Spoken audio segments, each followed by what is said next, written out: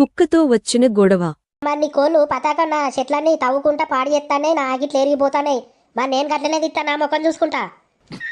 మరి మొన్న నీ కుక్క నా పోరని కరవ వచ్చింది. మరి కర్త ఏం చెప్తావు బిడ్డ? 2-3 రోజులు పోరాడు ఇంట్లోకెళ్ళి బయటికి వెళ్ళలే భయానికి. విన్నావా? ఇగేంది మరి ఊర్లో ఉన్న వాళ్ళందరినీ కరుచుకుంటూ అత్తంటే భయానికి ఇంట్లోకెళ్ళి బయటికి వెళ్తలే రాయా మరి.